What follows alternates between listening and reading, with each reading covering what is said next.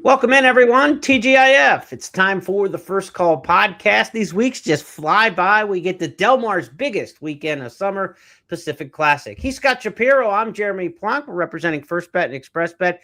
Huge week of racing at Del Mar, Scott. I know Del Mar's a destination track in the summer, but when you talk about the racing, Saratoga just sucks all the oxygen out of the national stakes schedule all summer long, except this weekend. This is really Del Mar's chance to shine. Pacific Classic amongst 4 stakes races on the program, and should be a good weekend out west. Yeah, it is interesting how it turns out that way. A lot of the bigger races of the summer in terms of bigger, and grade ones, let's be fair, are at Saratoga. But Del Mar, obviously great racing product all summer. One of both places near and dear to my heart. It's good to see Del Mar in the limelight, like you with your great handicapping all week at Del Mar on Pacific Classic Day with your full card analysis. Yeah, looking forward to it. It's been a good meet so far at Del Mar. Not too good yesterday, but hopefully we bounce back today on Friday as we record the podcast.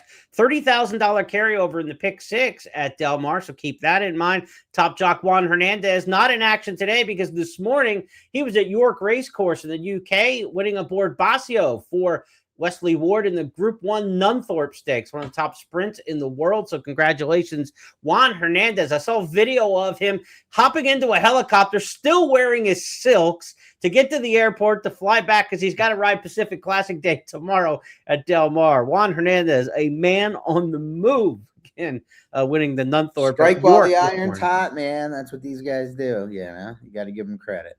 Jairon Barbosa, to a lesser level, I noticed in writing the first post this morning for Express Bet and First Bet, which kind of lines up the day's action of everything going on around the country, who's hot, who's not, where the stakes are, the carryovers, etc. A good resource for you out there to plug that. But I was doing that research this morning to put that together. Jairon Barbosa yesterday rode the 7th race at Colonial Downs, ran second by a neck, got in the car, drove almost 3 hours to Charlestown, and then won 3 on the card last night. See, I mean, that's like, and the thing is with these guys, like, that is part of what they do. Like, that if you don't do that, you're not going to, like, all of them do it.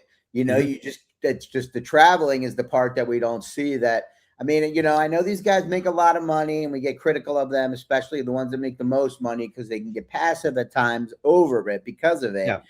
But they are putting their, it's a risky life that they're putting on the line, and they are traveling an absurd amount at the top level.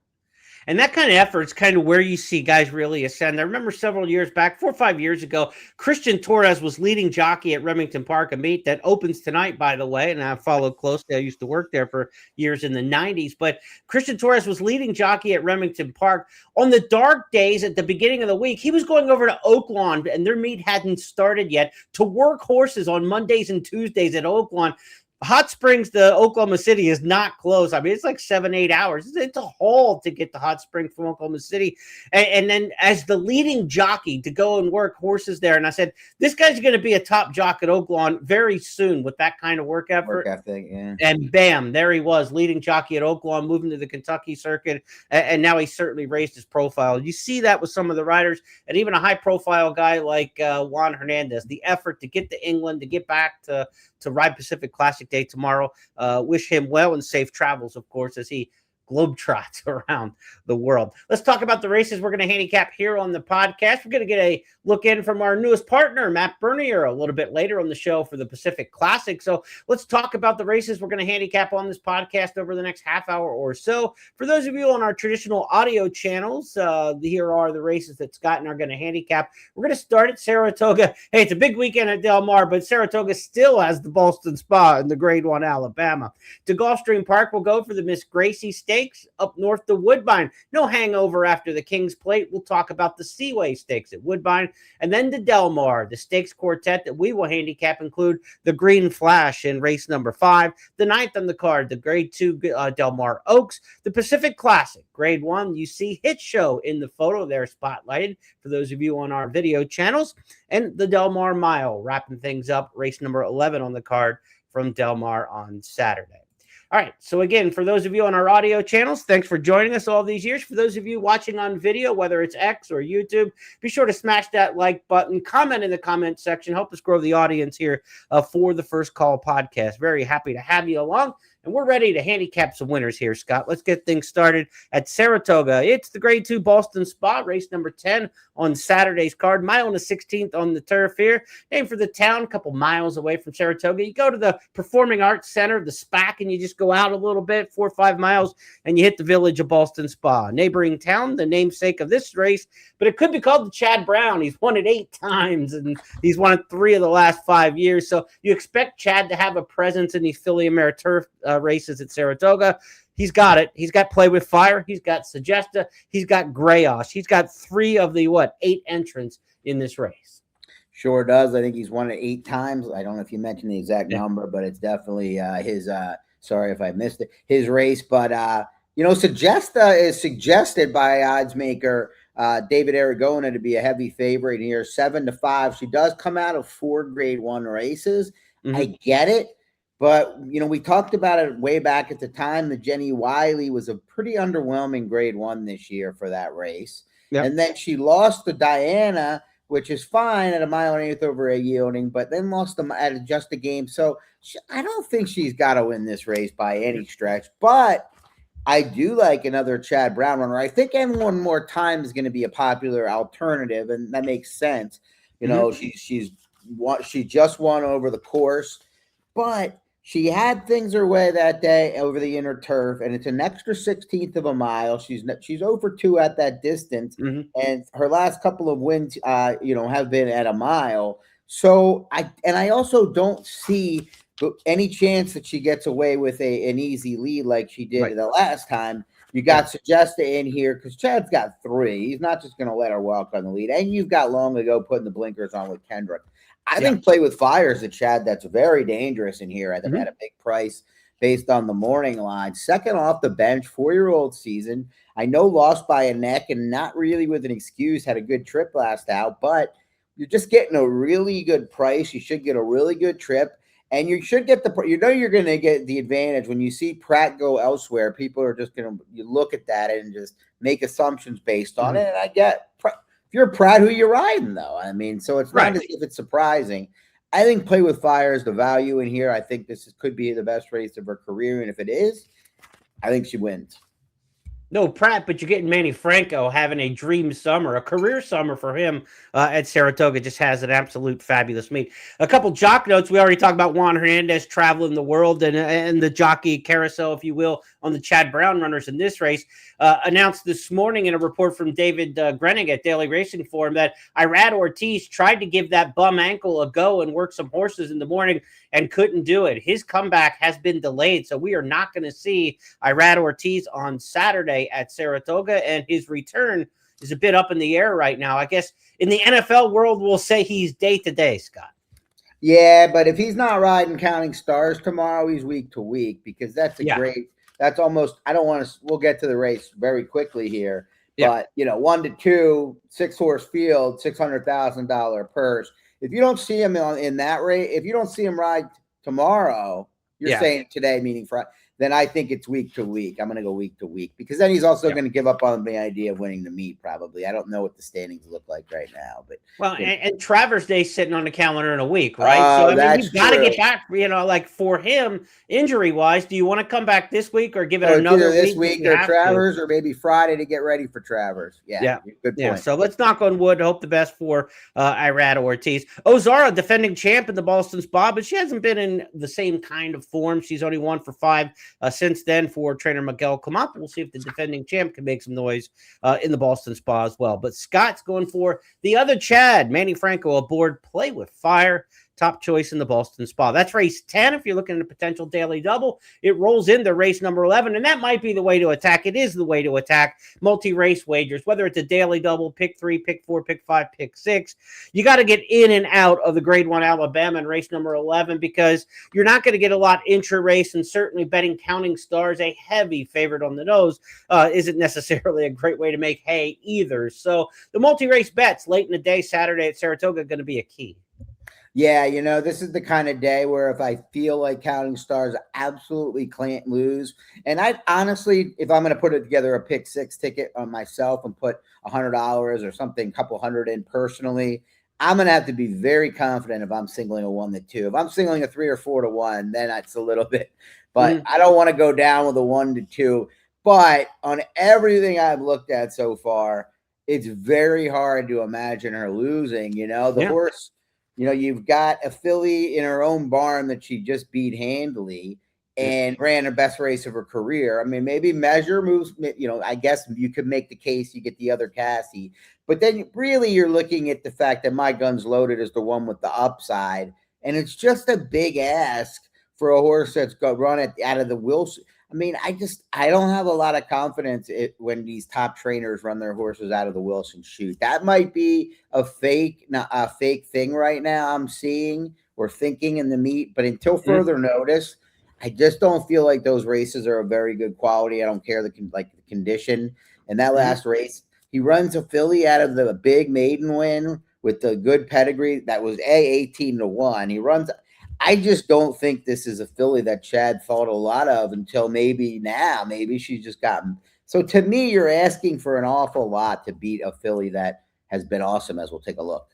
Yeah, I mean, Chad Brown's running with another 3-year-old filly here because his main 3-year-old filly, the Kentucky Oaks winner, couldn't match strides. Always a Runner had every chance last time out in the Coaching Club Oaks over this track at 1 1/8.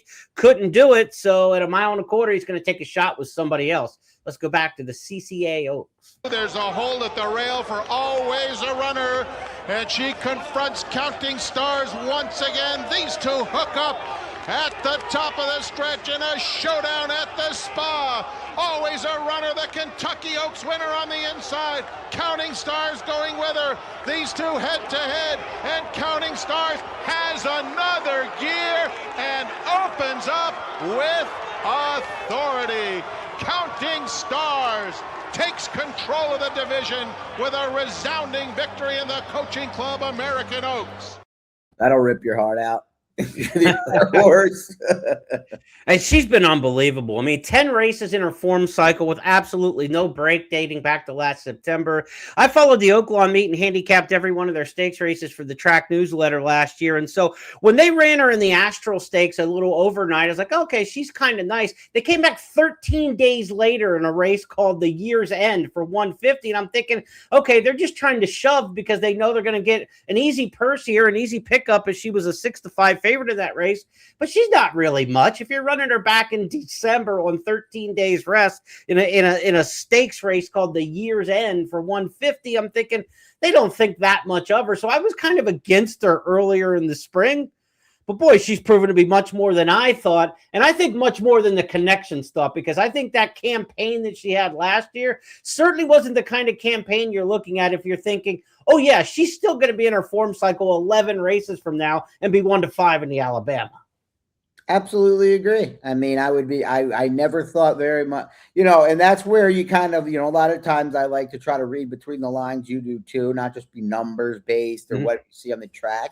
And when I see that stuff, you just have to assume that the connections don't think. I mean, a lot of it has to do with what they paid, though. I mean, for West Point, $150K is a drop in the bucket, so that might be part of it. You get these big barns where they, just might not get the attention and realize it, and they have to earn it more than the ones that are kind of earn it with the sales ring. So, but at the same point, even in the Kentucky Oaks, she didn't tell me that she was some world beater. I thought she had a good trip and a good, and it was a good performance. But the last two have been awesome. That's the only question I have. I just know in horse racing, they just, especially fillies, as they're young, it's a lot to expect them to just keep firing these. Yeah.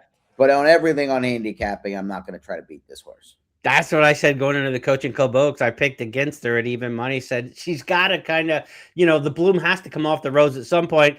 It hadn't happened yet. We'll see if Counting Stars can go the mile. Little quicker return this time. Little quicker return. That's the one thing.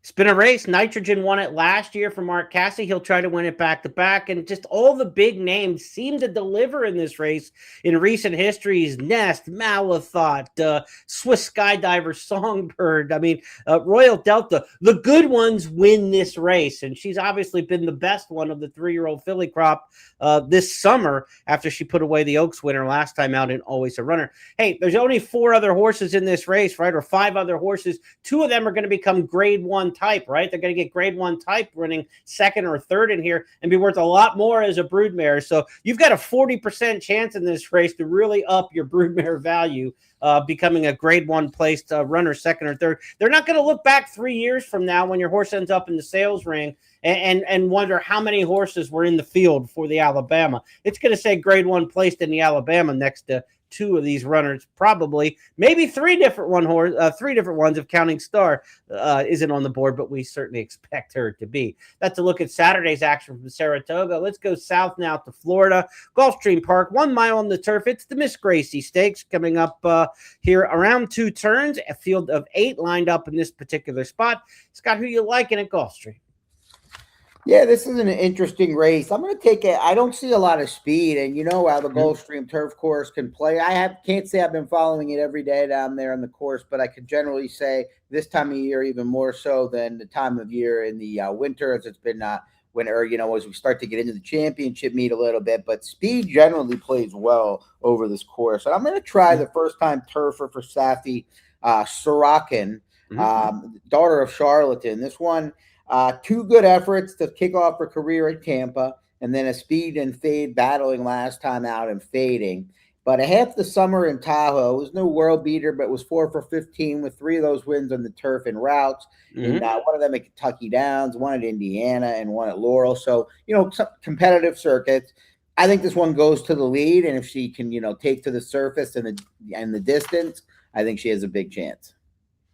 Call to the bullpen. The horse in here is 5-2 in the morning line, taking a big step up in class. Hasn't been above the allowance ranks either. Yeah. So for you to take a shot with Sorokin, kind of lightly raced and inexperienced, this race kind of leans towards somebody like that. Lagina, the 2-1 morning line favorite, does have the stakes experience, plenty of speed. The stamina is the question mark there, whether that one will finish things out for Patrick B. and Cohn. So Scott's going with Sorokin, the 5 in race number 7. That's the Miss Gracie at Gulfstream Park Saturday afternoon. Also, be sure to take part at Gulfstream Park, where you get 10 times first rewards points on all those bets on the Summer Sweep 5 wagers. So be sure to check those out at Gulfstream Park this weekend. Racing Saturday, Sunday, and Monday racing, of course, at Gulfstream. Every Monday at Gulfstream is a mandatory payout in the Rainbow Six. So whatever gets accrued in the jackpot throughout the course of the week, paid out on Mondays. Let's go to Woodbine now. Race number 7 on Saturday. Of course, they had the big King's Plate last week where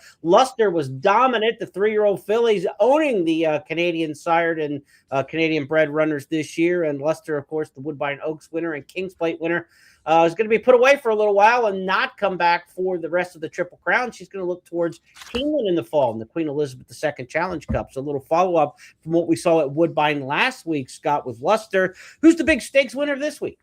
Yeah, I'm going to go right back with a Mark Cassidy chalk. I mean, there is no speed in this race. This 7 furlong affair over the all-weather might look like Bessie Abbott is speed. Maybe she is. Either way, Creed's Gold is, I think, the clear class of the field. She's 2 for 2 over the surface, including a win last time out. Yep. Beating one of her main rivals in here, Reagan's Flame. So I think she either goes to the lead or sits just right off the pace. And another one, I mean, you look at it, 25. Today's the kind of day where I'm looking and going, man, maybe I should just try to buy cheap horses that I can get in the stakes races.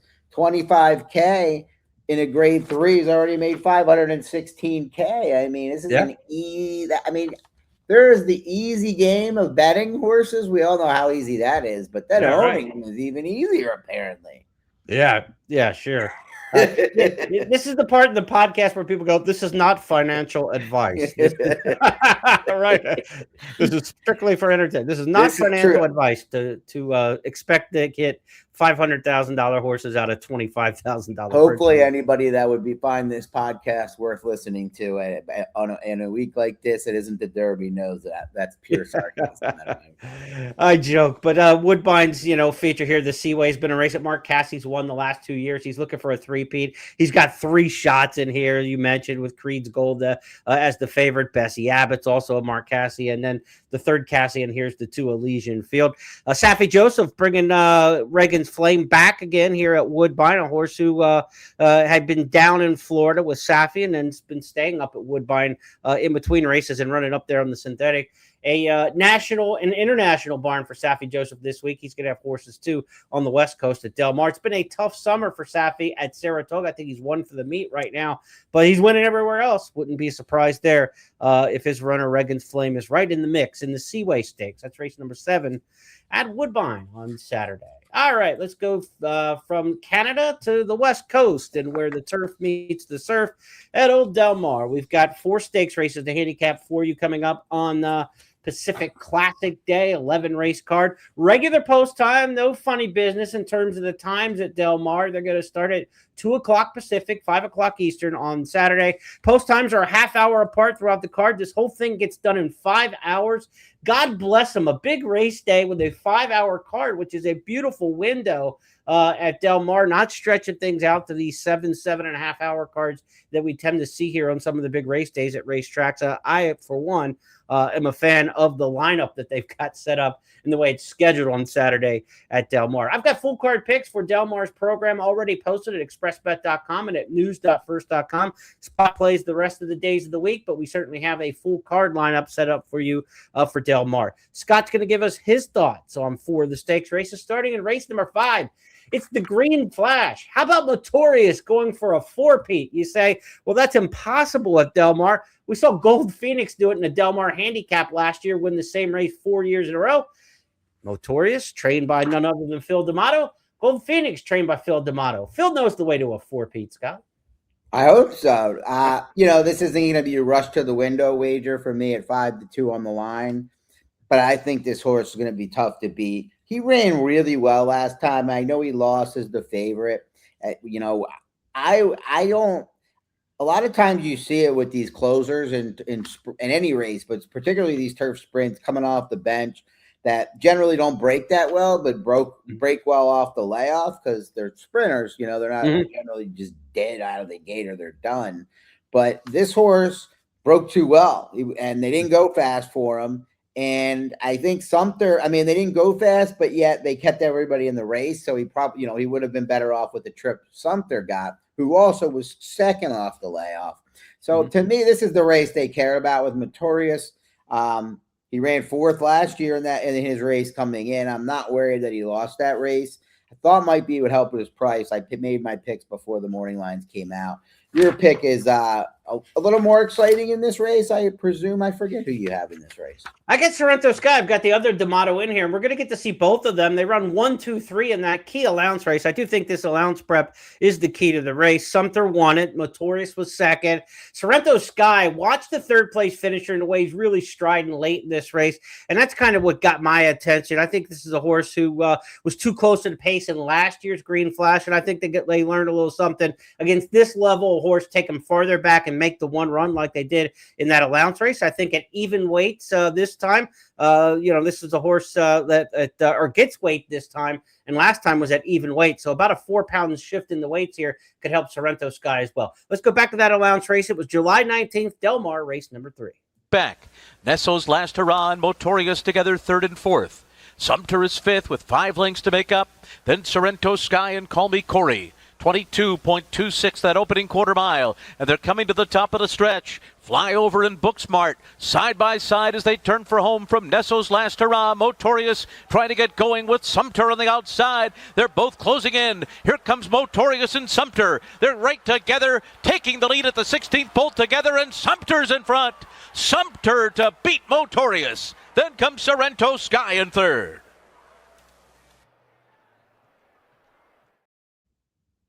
Now, how do we reverse that result and try to get the third-place finisher up there to outclose the others? You go faster earlier and set the table more for the late runner. And I think we get that with the one monster coming west for Jose D'Angelo. That's the new X factor to what we usually see in the Southern California scene. If it's the same horses kind of running back against each other, incredible East Coast speed for this runner. Last 9 races has led right off the get-go. D'Angelo, obviously a turf sprint trainer. We've seen it with Chief So Spicy, and others. This horse is here because it's 5/8 of a mile. The 5.5s, the 6, the longer sprint races on the East have been a little long for her. And I think this 3-year-old colt is just going to go cooking out of there from the rail. And I think that helps with that late move that we saw in the nice long stride from Sorrento Sky late. I'm going to take my shot with that one. Motorius, though, you got to outkick this one. Check this stat out, Scott. Antonio Frezu at the meet, 25 turf sprints. He's got 7 wins in 4 seconds. That's an incredible percentage in turf sprints. Winning 28%. And he's almost 50% in the exact in turf sprints at the meet. Frezu is riding the trip exceptionally well. He's going to give your boy Motorius every single chance in here. I think I'll get a better price on Sorrento Sky than some of the others, and that's why I'm going that direction. Yeah, too bad your horse doesn't like to win and mine does. That's the difference. Otherwise, everything you say I agree with. That's why I think a 6-9 would be the play if you want to, if like a Cole. I mean, and I don't even mean. I mean, I know these horses win on occasion, but I've done well over the years, fading them on top, the kind that always come with that. Because you watch the replay. For a while, I'd watch the replay and always want to bet the Sorrento Skies, and then I would lose with them a lot, and they would always run. I'd be like, all right, maybe they're underneath type horses, and then I did better with it. But nah, I don't mean to knock your play. I mean, this horse is. Oh no, please do. No. Hey, I'm leaning on the 2 most famous words in racing: one time. That's all we want. We want to get him there one time. This is not the consistent kind of horse, and certainly you wouldn't take him at a shorter price. I think if we can get 8-1 in that ballpark, then I think we're kind of talking about the kind of play that we're looking for. But an exacta Motorius with an all D'Amato exacta, I would be cashing on that. That's something that I'm very much interested in. I do not have a big knock against Motorius for sure in a race that he has simply owned, winning it 3 straight years. To the Del Mar Oaks we go next, race number 9 on the program, 1 mile and an 1/8. I think I called it a grade 2 earlier. It is a grade 1. They do not have a grade 1 caliber field this year, though. Very much a grade 2 lineup here. Very similar to what we saw in the San Clemente Stakes. Somerset West won that one, is not back in the prep or back in the final after the prep. But that race has been such a key factor to the Del Mar Oaks in recent years. 5 of the last 6 winners of Del Mar Oaks came out of the Del Mar meet. 9 of the last 11 exiting stakes races. The San Clemente is just right there. This is the kind of race that's been very productive for these horses to get ready for the Del Mar Oaks. We haven't seen a lot of shippers have a ton of success in this race in recent years. So for me, it kind of goes back to what do you make of the race in the San Clemente? And that's the way I handicapped it. Inbox, the runner-up in here, ran second in that race. Loses Joel Rosario. Rosario is going to jump seats to take Kensington Lane, a horse coming west for Phil D'Amato, coming off a win in the Belmont Oaks. So interesting in that respect. The other Phil D'Amato in here is Peanut Butter Bomb, 4th place finisher in the San Clemente last time. I liked him last out at 7-1, and things just went wrong for her right from the start. We're going to go back to the beginning and just kind of give you a full replay of the San Clemente, because I do think this is a key prep, and so many of the runners in this race are coming out of that race. When you look through, and you've got Inbox in here, you've got Peanut Butter Bomb, you've got Wild Like the West, and you've got Rating Party, 4 of them back in this race. Let's go to Larry Comas with the call of the San Clemente Gate to Wire. They're off in the San Clemente. Awkward beginning there for Peanut Butter Bomb. It's Ground Support who's taken on by Light One Up, who takes the early lead. Light One Up to the front. Cortina d'Ambrezzo goes after her on the outside, then Ground Support followed by Spirit Doll in 4th. Marjoram is next on the outside by another 2, and then comes Wild Like the West, who's down toward the rail alongside of Peanut Butter Bomb. After that, Rating Party, who's near the back of the pack, saving ground 8 lengths behind, alongside of Inbox. Somerset West is last. 23.76 was the quarter. Cortina d'Ambrezzo and Julien Leparoux lead the way up the backstretch by a neck, with Light One Up second to the inside. 2 lengths back to Spirit Doll, Ground Support, and Marjoram all right together. Peanut Butter Bomb has 6 lengths to make up, and then comes Wild Like the West on the inside. Rating Party has been taken off the rail by Ben Curtis. She's got 7 lengths to make up, then Inbox in Somerset West. 46.87 was the half mile as they move for the far turn, and Light One Up has taken over the lead from Cortina d'Ambrezzo. Ground Support is just in behind them. Wild Like the West comes on 1 off the rail.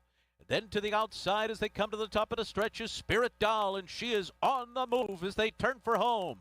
At the top of the stretch, Cortina d'Ampezzo, Spirit Doll to the outside. Wild Like the West is there. Light One Up tries to dig in. Coming up the inside are both Somerset West and Ground Support. Down the middle, Inbox. It's as wide open. It's Somerset West and Inbox down to the wire, down to these two. Somerset West at 35 to 1 in the San Clemente to beat Inbox, Raiding Party, and Peanut Butter Bomb.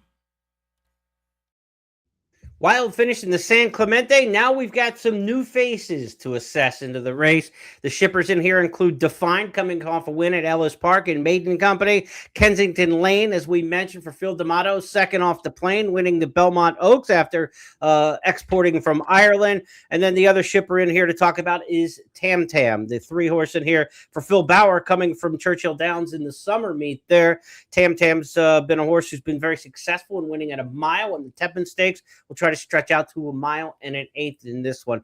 All right, Scott, I gave you my thoughts. I think Peanut Butter Bomb and the San Clemente are key. I know an upset winner and horses were spread across the track usually indicate it's not that important of a race and not that good of a race, but I'm going to stick with Peanut Butter Bomb in here. Hopped at the start, was a sweaty mess, bucked, then ran up rank in the traffic, and then still got beat 2 lengths for all the money. I'm going to go back to that one in Freysu, but I know you're looking for the out-of-towners.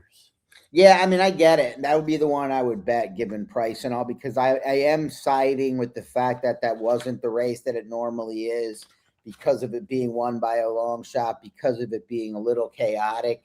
And then you move these horses to mostly outside posts, right? I mean, and the race got a real Inbox, got a great setup. Wild Like the West, I didn't find a huge excuse for. Raiding Party is way outside again, and I would love to like Raiding Party in a different scenario. That was a ridiculous trip, especially considering the Woodall. Yeah. But to me, I'm going to look for a horse coming out of a different race. Kensington Lane is obvious. I mean, was really good last time, but got completely forgotten. I've been following the Saratoga meet closely. That was a total dominating job and just went to the lead. But I just don't see that being that easy this time. And feels like last time was the time type deal. I'm going to take a swing. Brendan Walsh has Raiding Party already out here. Now, this is a prestigious race. Mark Cassey usually sends one of his top. I don't know what his 3-year-old filly situation on the turf is. I haven't thought about it. But, I know he's had good ones. I don't know if they're still in turf. But Brendan Walsh decides to ship Define out also off of Maiden Wing. He doesn't have to, he wouldn't have to do that. There's Kentucky Downs. I mean, there's a lot of spots for this one to go to in the near future for a turf horse, a 3-year. And he was in search of the grade 1 here, right, to me. I mean, which is a sign that they have high hopes for this filly. I mean, I know she didn't beat much in that race at Ellis, but she did it for absolute fun. And I just take it as I think Brendan Walsh is a solid horseman, if not a real good horseman. And I like Kazushi Kimura on this filly. I think he'll give her the right kind of trip that she'll want. And I just going to take a big shot in here with 15 to 1. I don't see how this horse doesn't get kind of forgotten. There's really not many reasons to think she's going to win, but I think the upside is there based on the things I said. Yeah, I think you'll get priced because we didn't even talk about Green Carrera coming over for Joseph O'Brien, Irish export here. This one won the Sandringham on Royal Ascot during the Royal Ascot meet. Anytime you win at Royal Ascot, even in a listed stakes, you're a filly of some serious class, and so she could certainly be effective in here. We saw Kensington Lane come out of those races in Ireland and win the Belmont Oaks, so the American 3-year-old filly division maybe is ripe for another shipper to come from overseas. Green Carrera gets Umberto Rispoli. I always like that combination of international horse with local jockey because you don't get those kind of boneheaded European rides that get us so upset so many times, that don't understand the tempo and the tactics and the style of American racing that many times plague an international shipper. To get Rispoli there, and as well as he's riding at the meet, is a good plug too. This is a race I think you want to get some coverage if you're playing multi-race wagers. Certainly, I've got Peanut Butter Bomb. I think Kensington Lane, Green Carrera, Scott's Horse Define. I think you get to those, and if you get past then you're kind of like, well, then everybody gets thrown into the pool coming out of that wild finish in the San Clemente. So I think you're 4 or 5 deep in here, I think, and I think this is a really good race for the multi-race wagers. or you do what nobody else is going to do and just take a stand. And even if it's with the favorite, Well, that's it, right? Even if it's with the favorite, who's the favorite in here on the Carrera or Green Carrera? Tam will be the favorite. I mean, it won't. That horse will play much bigger in the pools. Think about it, because everybody spreads, people don't single those horses, even though they're the favorite. I think, so if you like Tam or Green Carrera and think they can't lose, this is a tremendous spot to single and get coverage elsewhere. I don't like Tam at all at night. No, I mean, I'm not trying to promote anybody. Yeah, no. Picking up 4 pounds, stretching out. This is a miler to me, and so the distorted humor on the bottom of the pedigree. I don't want that 9 furlongs. She does get a good draw because there's not a lot of speed to her inside, and this mile and an eighth does start at the top of the chute in the infield chute, so it's a little bit of an elbow turn and then 2 turns. So inside speed can carry a little farther than you might expect at Del Mar in a race like this coming out of that infield chute, but still, I don't like Tam at 9 furlongs. No, total pass for me. But not if you're transferring her numbers to the mile and an eighth and assuming she's as good or but gets better, she's going to be there at the wire. But I don't think she's going to run a race. I have the similar thoughts. Main event time for the podcast this week. It is the Pacific Classic, race number 10 on the card Saturday at Del Mar. Grade 1, $1 million in the Pacific Classic. We're looking for a horse to win this race for the first time because we don't have the defending champs back in here that we have some years in the Pacific Classic. We've got a new cast of shooters, and we really don't have the top of the Del Mar Handicap division that we might have expected. Baeza left town. Journalism retired, and we also had the retirement of Nisos recently. So, if you would have told me 3 months ago who are the 3 headliners for the Pacific Classic, none of them are here. 2 retired, and Baeza, of course, now on the East Coast with Bill Mott, and is staying there. I thought he was a natural to come out here and be a major contender. But Bill Mott is not without major contenders shipping west in Knightsbridge. So he doesn't send Baeza back to his roots in California. He'll send Knightsbridge here for the first time, and he's going to send him a distance that he's never seen anything close to this point. Can Knightsbridge win at 1.25 miles? He's going to be fairly heavily favored, I think, coming off this big, fast win at Monmouth. Bridge. It's his race to lose now. He's sailed 5 ahead. Money Game second. Skippy Longstocking third. The others well behind the front-running Knightsbridge, who turns it on with a furlong to go. He's 7 clear hitting the furlong pole. Money Game is second. Skippy Longstocking, not his day-to-day. Knightsbridge, did he like the route? The answer is a decisive yes. He loved the 2 turns, and he was wrapped up by Flavian Pratt. He won by 9 or 10. Money Game second, Skippy Longstocking third. He loved it at Monmouth, the speed favoring track. He loved it against the short field size in a Monmouth Cup that was grade 3 with Skippy in there and really nobody else. Will he love it with pressure? There is a lot of speed in this race. You've got a Breeders' Cup Dirt Mile winner in Full Serrano and some others that can cook early in this race. For 12 furlongs, Scott, there's a lot of pace in here. Knightsbridge is in the 11 hole. I don't think Post is the great, big deal with 1.25 miles, a very long run through the stretch the first time. But he has the potential of being on the outside of some other speed in here. And is he good enough to get the distance, give pressure, and give a little bit of ground at the same time? I've never seen him prove he wants to get into a battle. I know his Met Mile was a little bit encouraging to me. I faded him in the Churchill Downs, and I still am mad because I didn't use I love this Rupter, use Crazy Mace. It was that's frustrating, but this horse to me has never proven he's a warrior. He's proven he can be very fast when the things go right. And things just went so right for him in that Monmouth Cup, When is this horse won by not being the favorite? You can't find one. So not to say that this is, that's not a lot of that's a compliment to be the favorite every time, but you bring up good, don't worry about, I wouldn't say, like you said, where the Post is about as insignificant as it could be. You don't want it, but I wouldn't worry. It's a long run. But you're going to have Forge Steel. This horse tried to relax last time, right? It didn't work. His best races were on the lead. They put Edwin Gonzalez on now. Between him and or the stablemate Navajo Warrior, there is just no way Knightsbridge is walking, right?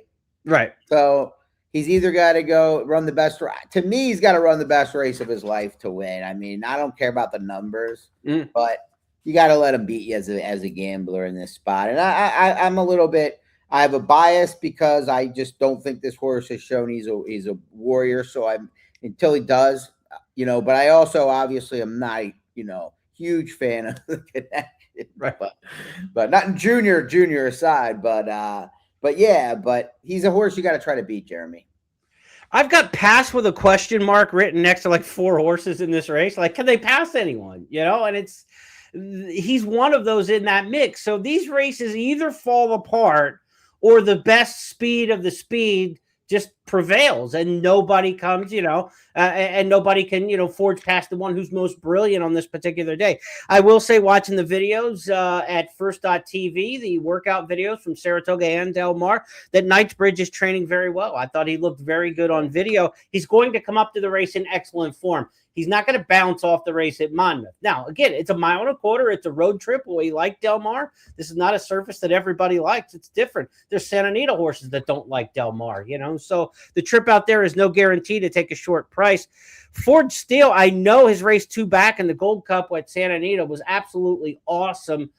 He got away early that day and just, boat raced him around there. This is a much tougher field, but I will tell you, I absolutely loved what I saw on workout video. Now, you're running against the air, but Safi's horses are not firing at Saratoga, as we talked about earlier, but they are when they ship west, and he's done an excellent job this year winning races on the West Coast. I mean, you got to figure he's already won the Santa Anita Handicap and the Gold Cup this year, shipping west, Safi Joseph Jr. So I think Ford Steele has a shot in here because I think he's going to be a much overlooked price in here off the terrible effort last time in the Suburban when he didn't get to the front. Almond Joy to the inside, the Japanese horse to his outside, Subsanador out of him. I think Ford Steele is the closest thing to rail speed that we can find in this race, and I think he's going to cook out of there. And Edwin Gonzalez doesn't ride $1 million races often. They're not going to leave a lot of decisions up to him. He's going to go. And if this race is a situation where horses don't want to pass others late at 1.25 miles, I think he's the upset chance from the front. But the logic and pace flow of this race tells you somebody probably closes the win. And I know that's how you probably landed on your pick. Combination. Yeah. I mean, I think there's horses that I think are going to be at their best or close to it at 1.25 miles, and a lot of them that I don't. Right. And that's why, I think as a whole, Knightsbridge is the best speed, to your point, but not at I mean, if there's any sort of battle at 1.25 miles, I'd rather have the horses that have proven it to me to be able to go, long. This is not this is 1.25 miles. Yeah.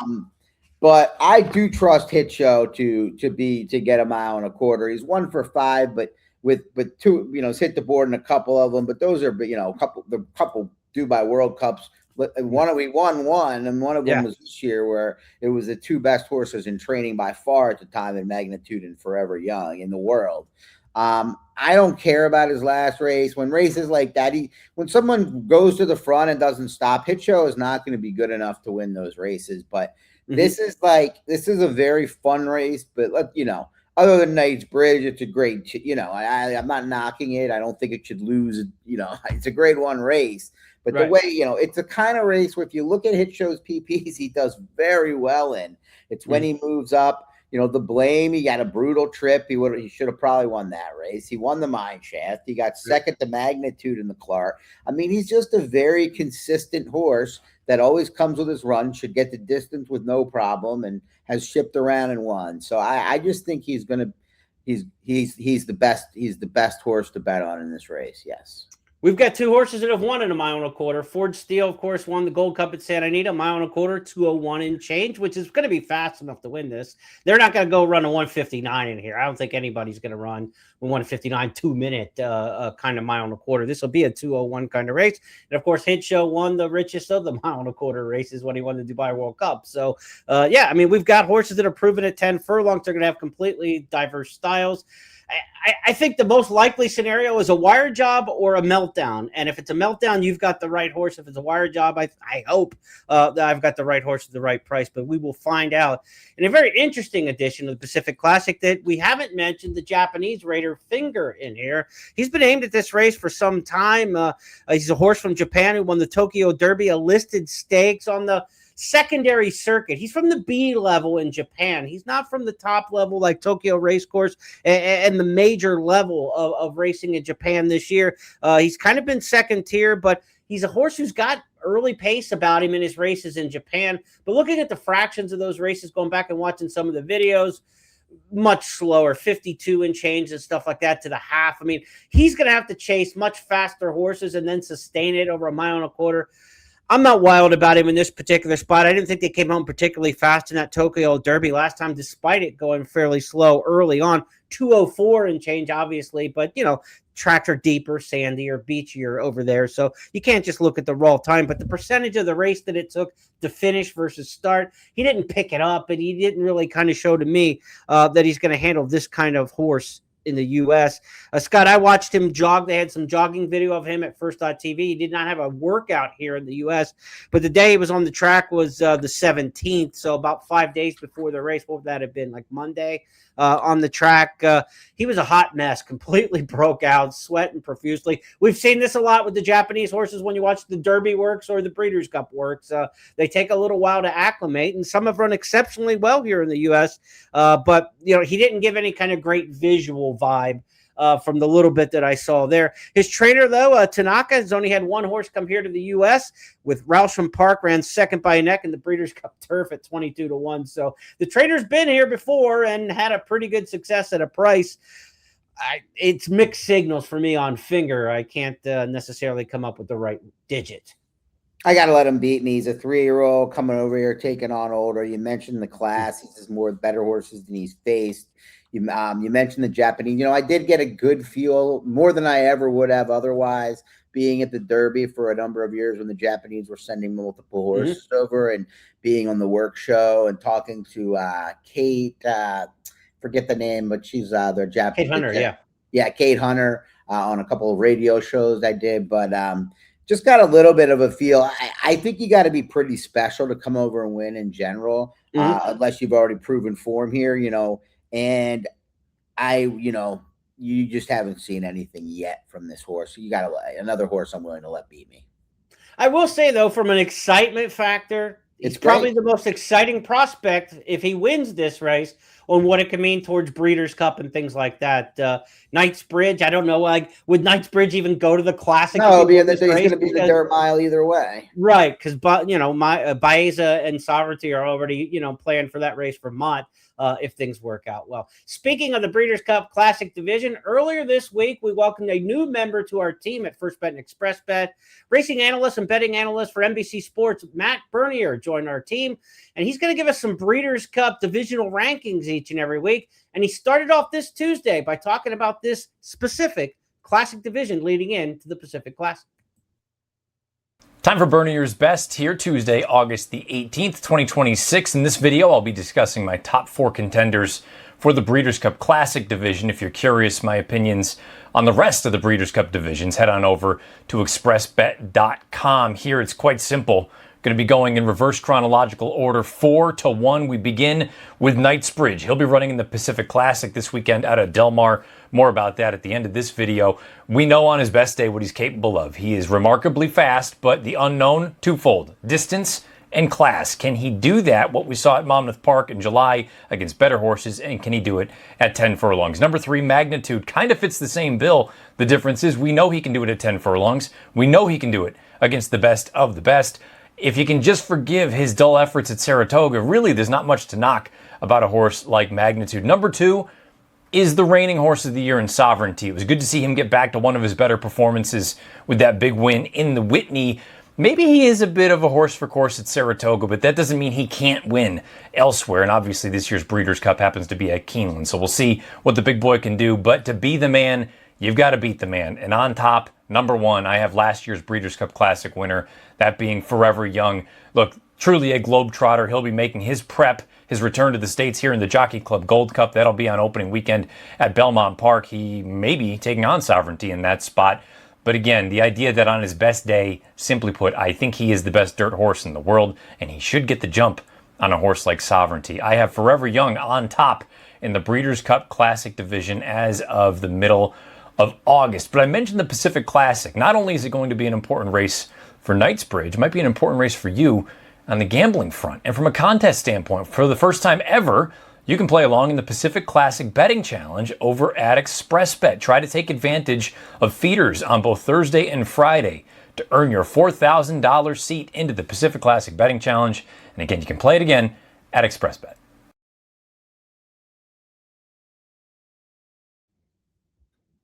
All right, thanks to Matt for that report. We'll have those occasionally here on the podcast and share them with you as well. You can pick those up on the ExpressBet YouTube channel and on the website pages at news.first.com and expressbet.com. Get Matt's rankings each week, and he'll talk about the different Breeders' Cup divisions. And then on Friday, he's got one for the money coming up each weekend. He's got one big stakes race each weekend, fair odds analysis picks for, and this week it's the Pacific Classic. That'll be available later this afternoon on Friday as we record our podcast. So check out Matt's picks for the Pacific Classic at expressbet.com and at news.first.com. Okay, Del Mar Mile still on the docket for us to wrap things up. Race number 11 on the card Saturday at Old Del Mar. This is a race where the last 12 winners of this race have all exited stakes races. They've got 8 of the last 10 horses who are horses who have been running from the meet. So horses that have already been running at the meet, already in stakes company, have had a lot of success in this race. It's not necessarily been shippers. It's not necessarily been horses trying to make a big step up in class. I went to horse. I kind of felt like you in this race because I know over the years you've had Cabo Spirit on top on multiple occasions in some races around the West Coast. And I'm giving him a shot to wire this one on the inside. Last time out got beat by Gold Phoenix, the winningest horse in the history of Del Mar Stakes races, when Gold Phoenix got his 6th Del Mar Stakes win. I'm going to give Cabo Spirit a chance to wire him under the Iron Man Mike Smith. You're not the Cabo Spirit whisperer, though, you know. That's no, I mean, I think this is the first time I've ever picked him. So. I know. I used to play. He's 7 years old. He's at 43 races. I got taught the lesson once or twice before I jumped in. But the thing is it's generally not at a mile in my life. Right. Now, the more important thing is if he's going to be loose or is he not? Last time was the time he should. I mean, that was a tough beat, 8-1. He's going to be probably end up being a decent price in here because I think there looks to be a lot of speed. You got Jaramillo coming in on a horse that has shown speed and has been up closer to shorter races. You've got Flyover's got some pace, yeah. Yeah, Flyover does. I mean, I guess if Flyover doesn't, fire out, it could be easier for you. He's the key, but even El Patente. But that's, from that outside post, I don't think Berrios is going to be gunning and wanting to take on Cabo Spirit. I think he'll be very happy to get over to the 2-path and stalk if that happens. But who knows? But to me, I'm going to play for a fall apart a little more. Not a dead closer, but I think maybe the best closer in a field where most of the best horses are going to want to be at least somewhat forward, as that's number 3, Artislas, 15-1 for Jeff Mullins, bred from my favorite college basketball program, University of Kentucky. Another sarcasm. Both wins, 2 of the 3 wins over the course, second off the bench for this one for Jeff Mullins. You get Le Peru, you lose Hernandez. I mean, I think Juan's a better rider, but Julian, in this kind of race, I probably might be cursing him out at the end, but I want him to sit back, so his lack of aggressiveness doesn't bother me. And I think this one could just get the right setup and come with a big late run. So I'll take a big swing with number 3, Artislas, in the finale. Coming out of the Wicker Stakes back on opening day at Del Mar. Again, like we said, the Del Mar Stakes horses have really been good in this race at the end of the meet. So he's kind of coming out of the right kind of spots. Send your cards and letters to Scott Shapiro, proud alum of the University of Wisconsin, Kentucky fans, because Scott, in about a month or so, I'm going to do 16 Nights of Keeneland podcast where 50% of the crowd is Lexington people. And I want them all to know that I do not condone your sarcasm. I mean, they used to really. I mean, I used to be vocal when was about Wisconsin and my dislike for Kentucky back a decade ago on Twitter before I had to be more professional. And I definitely have people that judged me back then because of it. But it's been a while. I made amends with being in their state, maybe giving them a winner or two along the way. I don't hold the same disdain. It's really a John Calipari thing more than a UK thing. Come at me, Arkansas. Yeah, we love you, Big Blue Nation. That's how we'll leave it with that. Hey, that's going to wrap up the podcast for this Pacific Classic weekend. Thanks so much for joining us. Be sure to check out all the content. Scott's got handicapping a full card Saturday at Saratoga already up on the website at ExpressBet and at news.first.com. So be sure to check out that content all weekend. Frank Carulli's got opening night at Remington Park covered for you tonight. Be sure to check that out. He's got a late pick 4 plays. The season thoroughbreds open tonight at Remington. So a lot of great action around the country. Again, congrats Juan Hernandez winning with Basio this morning on Nunthorpe over in England. And we look forward to seeing him back on Saturday. If you didn't, at Saturday at Del Mar for the Pacific Classic, if you caught the podcast here towards the end and didn't catch the beginning, Irad Ortiz looks like he's going to be out several more days here as he will not be a go for tomorrow to ride in the Alabama Stakes, still nursing a bad ankle. So Jose Ortiz, his brother, has picked up the mount. I don't think we mentioned that, but Jose Ortiz is going to ride Counting Stars. It's the year of Jose, and he's going to pick up a 1-5 shot in a grade 1. That wraps things up. On behalf of everybody with First Bet and Express Bet, my partner, Scott Shapiro, have a great weekend, everybody. Talk to you next week.